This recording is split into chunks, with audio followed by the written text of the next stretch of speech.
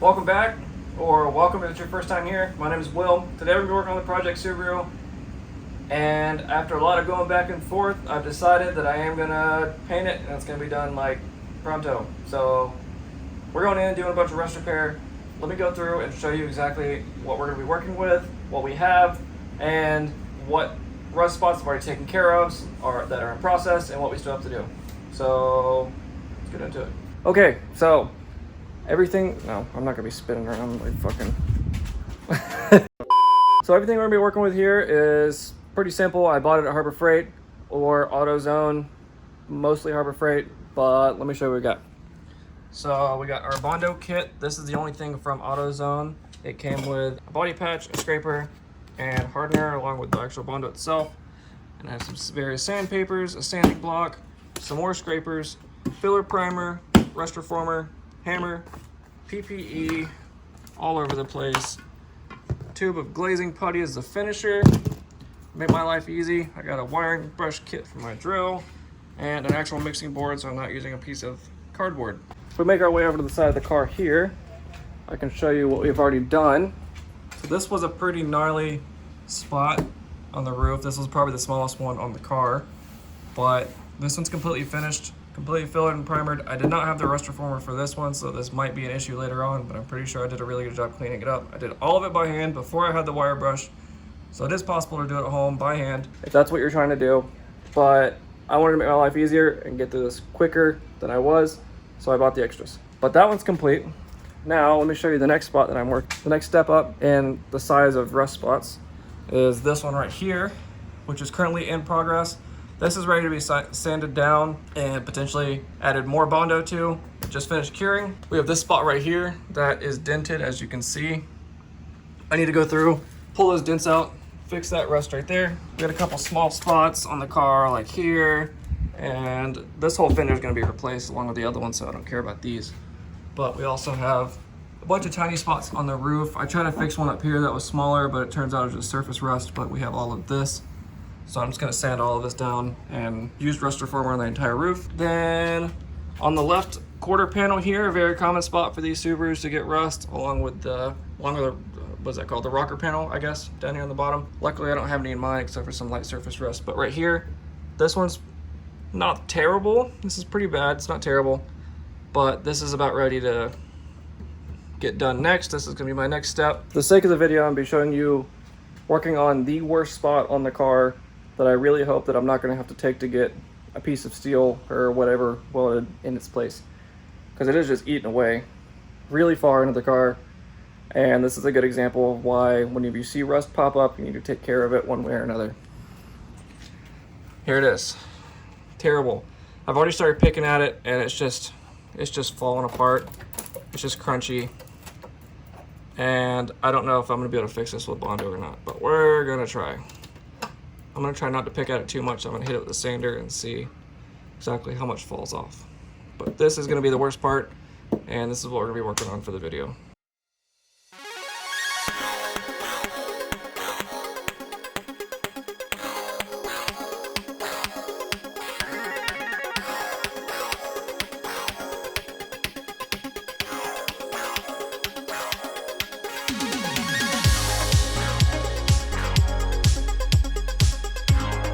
After a very long process, multiple tools, and a lot of dirt everywhere, not dirt, but rust dust everywhere, we have finished cleaning off the rust on both of the fenders. I'm gonna show you, but to let you know first, we coated 3 coats with the rust reformer right here on each fender, and I'll show you what it looks like when it's dried. It sprays on clear, and then it turns black when it's coating the rust.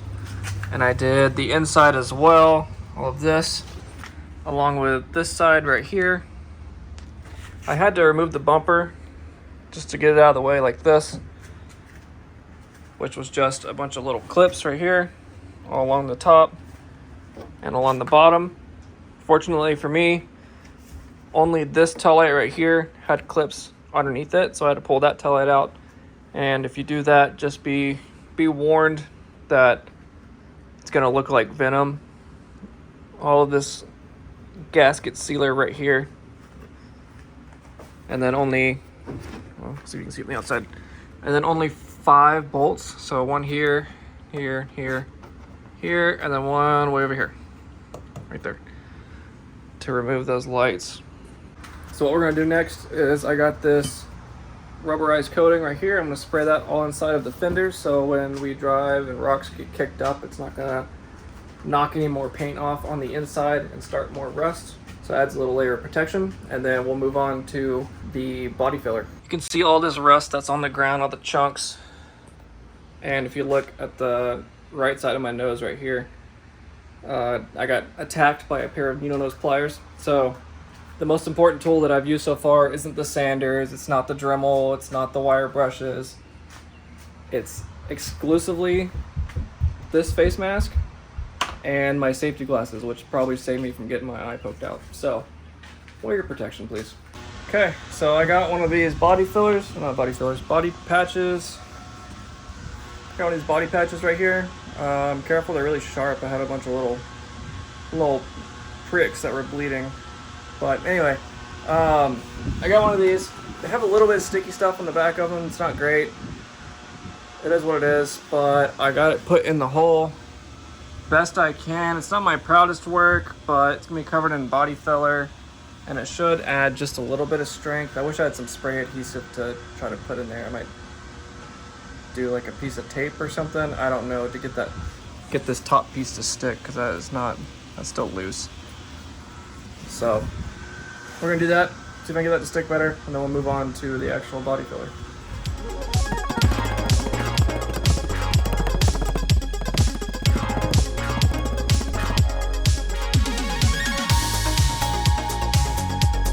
Well, as you saw there, as I was hitting it with a hammer to try to dent it in some so that there's a space to fill and I can make it smooth, it started falling apart more. So I'm not going to dent it in anymore.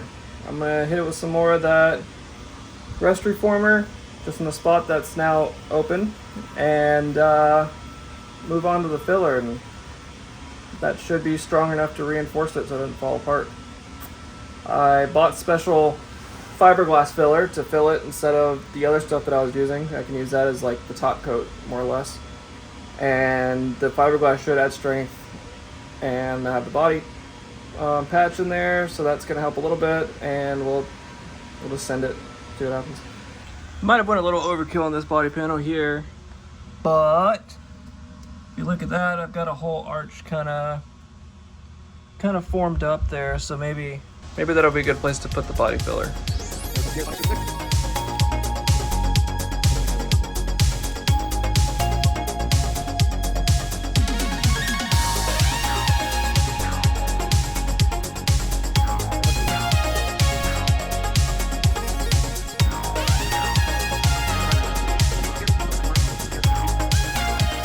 Now that this is fully covered and cured, we're going to start sanding with 80 grit sandpaper. Let's start with doing it by hand just to smooth it out a little bit, and then I'll hit it with the detail sander or the orbital sander, whatever you might have. I'm going to use a detail sander here. But this is what it looks like now. It's all fibery because it's the fiberglass and it's all hardened. Once I get this sanded down, I'll see if there's any other spots I need to recover, like under here or on the back side. I shoved a bunch back here, so maybe we'll be all right. So we're gonna get the sanding.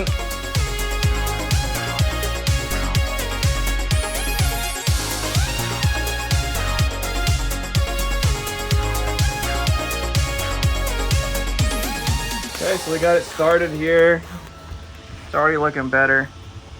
Make sure you're mindful of body lines. So right here, this is just completely flat, right? Well, as you get along here, it starts to have an edge that's at an angle compared to the rest of the body. So make sure when you're sanding to try to contour to that edge right here. So you can see that I've kind of made 2 different planes right here. And I'm going to continue to work that in as I continue sanding, and we might have to go over this one more time after I'm done to make sure that it is completely filled. So I'm gonna keep going. So I got the fiberglass filler all sanded down. This is smooth. Doesn't catch anywhere except for where the metal is, like right here, and let's see, like right there. But this is all pretty good looking. I'm gonna go in with our other Bondo as the filler. So I can fill this hole right here and these little spots right here that aren't properly filled with this Bondo itself. And then we'll sand that down and get it all smooth. Second coat of Bondo is on. Check it out. Not too bad. We're gonna sand it down and see if we need to put any more or if that's good. And then we can use the glazing putty, which I'll tell you what that's about whenever it's time to use it.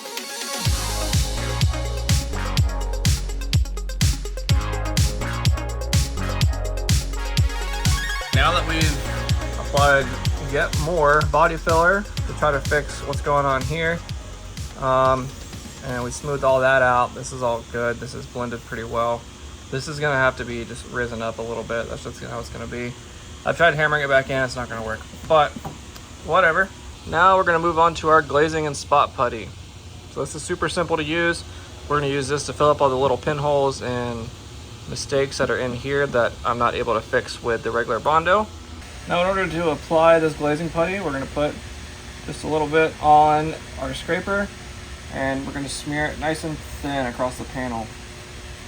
This isn't made to fill big holes or anything like that, just small little imperfections.